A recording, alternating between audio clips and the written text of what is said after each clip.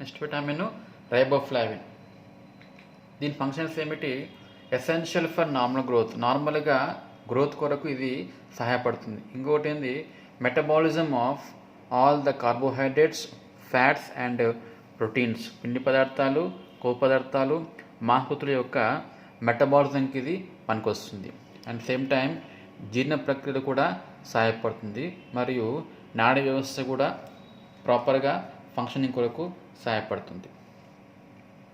Importance ఏమిటిది అంటే promote healthy growth బాగా ఉండడానికి, టిష్యూ రిపేర్, ఏదైనా కణజాలం చెడిపోతే గాయపడితే తిరిగి కోలుకోవడానికి, తర్వాత పిండి పదార్థాల్లోంచి రిలీజ్ ఆఫ్ ఎనర్జీ రిలీజ్ కొరకు ఇది పనికొస్తుంది. దాంతోపాటు రక్త కణాలు ఏవి ముఖ్యంగా ఆర్బీసీ కణాలు యొక్క ఉత్పత్తికి కూడా ఇది సహాయపడుతుంది. అండ్ హెల్దీ స్కిన్, చర్మం కూడా హెల్దీగా ఉండడానికి సహాయపడుతుంది. డెఫిషియన్సీ, ఒకవేళ విటమిన్ B2 లేకపోతే వచ్చే సమస్యలు ఏమిటి? ఫస్ట్ వన్ ఆకులర్, కంటిలో ఏముండవచ్చు అంటే కార్నియల్ వాసో డైలటేషన్ అంటాం. అంటే ఏంది? ఇక్కడ కార్నియా లోపల వాసో డైలటేషన్, రక్తనాళాలు అనేవి ఇవన్నీ వెడల్పుగా అయినాయి. రక్తనాళాలు అనేవి వెడల్పుగా అయ్యి ఎర్రగా అనిపిస్తుంది మీకు ఇక్కడ. దీన్ని ఏమంటాం మనము? Vaso dilatation. వెజల్స్ అనేవి డైలేట్ అయినాయి. దీన్ని ఏమంటాం మనం? Corneal vaso dilatation. ఇంకేమవుతుంది? ఇంటర్స్టిషియల్ కెరటైటిస్ అంటాం. అంటే ఏంది? ఇక్కడ కార్నియా యొక్క ఇన్ఫ్లమేషన్ ఎర్రగా అవుతుంది. ఇక్కడ చూడండి, ఇదేమో హెల్దీ ఐ, ఇదేమో కెరటైటిస్, అంతగా ఎర్రగా అయిపోయి బయటికి నీరు కారడం, రెడ్ ఐస్ అంటాం. ప్రొఫ్యూజ్ టియరింగ్, బాగా నీరు కారుతూ ఉంటుంది. ఫోటోఫోబియా అంటే లైట్ని చూడలేకపోవడం, వెలుతురు అంటే భయపడుతూ ఉంటారు. కార్నియల్ క్లౌడింగ్, మొత్తం మబ్బుగా ఉండడం. ఇంటెన్స్ పెయిన్, బాగా పెయిన్ ఉంటుంది. ఇదిగోండి కార్నియల్ క్లౌడింగ్, మొత్తం వాటర్ అంతా చేరిపోయింది ఇక్కడ, బాగా పెయిన్. ఇవన్నీ ఏంటివి? సిమ్టమ్స్, లక్షణాలు ఆఫ్ కెరటైటిస్. ఇంకేం లక్షణాలు ఉంటాయంటే చర్మంలో అయితే డల్ ఆర్ ఆయిలీ హెయిర్ ఉంటుంది. స్కిన్ ఎట్లుంటుంది? ఆయిలీ స్కిన్ ఉంటుంది. Premature wrinkle on the face అన్నాం. అంటే ఏంది? సాధారణంగా వయసు పెరిగే కొద్దీ ఓల్డ్ ఏజ్ పీపుల్లో ఫేస్లో ఏమవుతుంది? నుదురు ప్రాంతంలో ముఖ్యంగా ఫోల్డ్స్ ఉంటాయి, మడతలు ఉంటాయి. వాటిని ఏమంటాం మనము? రింకిల్స్ అంటాం. ఇక్కడ ఏమవుతుంది? ప్రీమెచ్యూర్ రింకిల్స్ అంటే వయసు కన్నా ముందుగానే, చిన్న వయసులోనే ముసలిలాగా మొత్తం రింకిల్స్ వచ్చేస్తాయి. ఇవి డెఫిషియన్సీ ఆఫ్ విటమిన్ B2. ఇంకేమవుతుంది? సోర్ థ్రోట్ అన్నాం, గొంతు బొంగురు పోవడం, గొంతు నొప్పిలేస్తూ ఉంటుంది.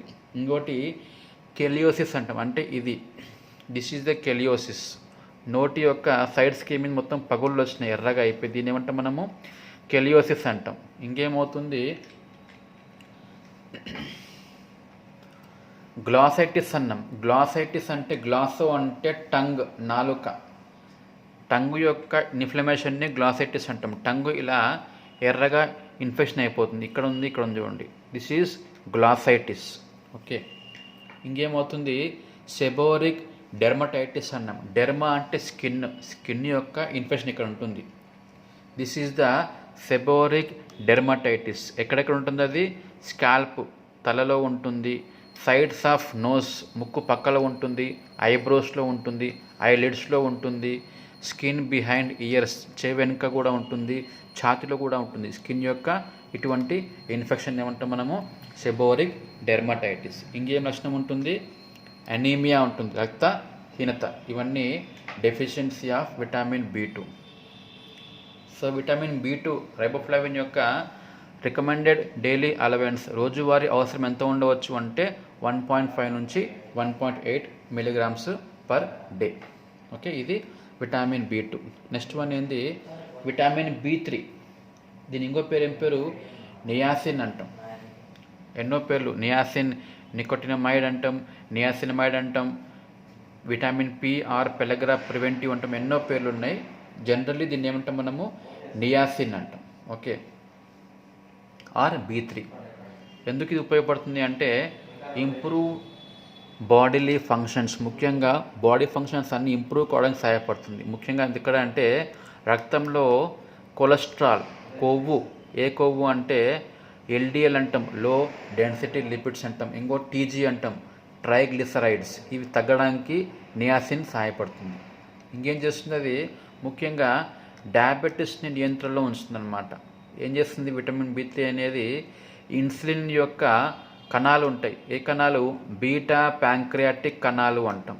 ఈ కణాలు అనేవి బాగా పనిచేస్తుంది. దానివల్ల మనకి ఏమవుతుంది, ఇన్సులిన్ అనేది ఉత్పత్తి అవుతుంది. సో నియాసిన్ వల్ల క్లోమంలోని బీటా కణాలు బాగా పనిచేసి ఇన్సులిన్ అనే హార్మోన్ని విడుదల చేస్తుంది. దానివల్ల ఏమవుతుంది, డయాబెటీస్ అనేది నార్మల్గా కంట్రోల్లోకి వచ్చేస్తుంది. ఓకే, ఇది ఫంక్షన్స్ ఆఫ్ నియాసిన్. ఇప్పుడు నియాసిన్ లభించే పదార్థాలు, సోర్సెస్, వనరులు ఏమేమి ఉంటాయి.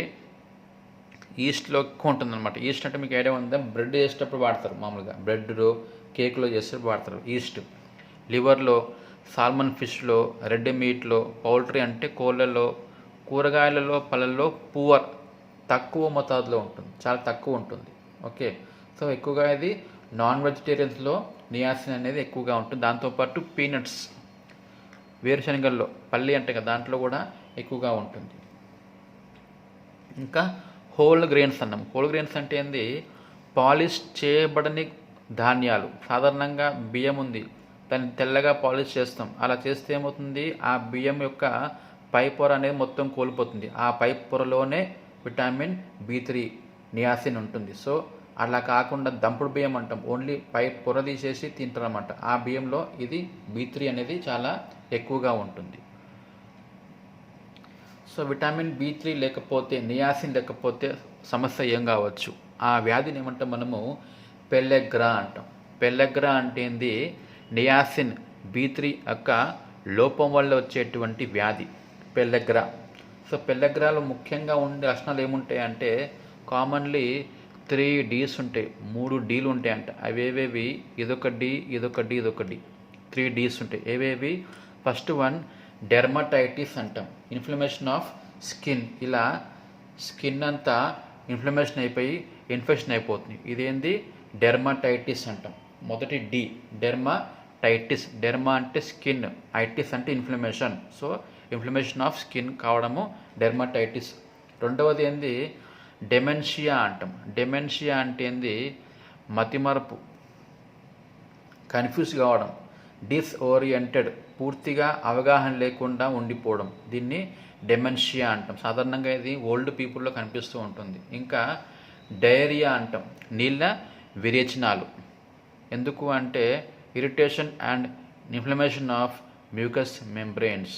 ప్రేగుల యొక్క గోడలు ఉంటాయి కదా, వాటికి ఇన్ఫెక్షన్ అయిపోయి డయేరియా రావచ్చు. ఈ 3 Dలు ఉంటాయి, డెర్మటైటిస్, డెమెన్షియా అండ్ డయేరియా. ఈ 3 ఉన్నప్పుడు చికిత్స చేయకపోతే 4వ D అనేది సంభవిస్తుంది. అదేంటి అంటే డెత్. ఓకే, ఇవి డెఫిషియన్సీ ఆఫ్ విటమిన్ B3. చూడండి, స్కిన్ ముఖ్యంగా ఎక్కడ అంటే, ఎక్కడైతే మనకు సన్లైట్కి ఎక్స్పోజ్ అవుతామో, ఎక్కడైతే మనకు ఎండకు ఎక్స్పోజ్ అయ్యే ప్రాంతం ఉంటుందో ఆ ప్రాంతంలో, ఫేస్ కావచ్చు, పాదాల్లో మడమలు అంటాం, అక్కడ పాదాల వెనుక, నెక్కులు ఎక్కువగా ఉంటుంది. నిలువెరచనాలు ఎందుకు వస్తాయి ముఖ్యంగా అంటే, very very watery, increased frequency, తరచుగా రావడము, నీరులాగా రావడము. ముఖ్యంగా దాంట్లో బ్లడ్ లేదా మ్యూకస్, రక్తము, శ్లేష్మముతో కూడినటువంటి మలము రావడము ఉంటుంది. డెమెన్షియా, మతిమరుపు, ముఖ్యంగా నాడీ వ్యవస్థని తగ్గిపోవడం వల్ల ఏమవుతుంది, వీక్నెస్ ఆఫ్ మైండ్, మతిమరుపు రావడము. యాంగ్జైటీ, అనవసరమైనటువంటి ఆందోళన ఉండడము. ఇరిటేబిలిటీ, చికాకు చాలా ఎక్కువగా ఉండడము. పూర్ మెమరీ లేకపోవడము. ఇన్సోమ్నియా అంటే నిద్రలేమి, నిద్ర కూడా లేకపోవడం. ఇవన్నీ ఇందులో ఉండే లక్షణాలు. Okay, dermatitis, diarrhoea, dementia, 3 Ds మీకు ఐడియా ఉంటే పెల్లెగ్రా గురించి గుర్తుంటుంది. ఒకవేళ నియాసిన్ అనేది ఎక్కువ మోతాదులో పొరపాటు తీసుకుంటే, నార్మల్గా లేకుండా తక్కువ ఉంటేనేమో ఈ లక్షణాలు వస్తాయి. అలా కాకుండా మితిమీరి ఎక్కువ తీసుకుంటే దాన్ని ఏమంటాం మనము, టాక్సిసిటీ అంటాం. టాక్సిక్ అంటే విషం. ఏదైనా అధిక మోతాదులో తీసుకుంటే ఏమవుతుంది, అది విషతుల్యంగా ఉంటుంది. సో విషంగా మారిపోవచ్చు. సో అలా నియాసిన్ అనేది ఎక్కువ తీసుకుంటే ఏం కావచ్చు అంటే చూద్దాం. ఏముంటాయి, painful flush hives and rash, skin పైన దద్దుర్లు ఏర్పడతాయి, బెందులు అంటాం, లావుగా ఉంటుందన్నమాట, బెందులు అంటాం, ఉబ్బడం, దాన్ని ఏమంటాం మనము, హైవ్స్ అంటాం. ఇంకా ఎక్సెసివ్ స్వెట్టింగ్, చెమట బాగా పడుతుంది. బ్లర్డ్ విజన్, కంటి చూపు మందగిస్తుంది.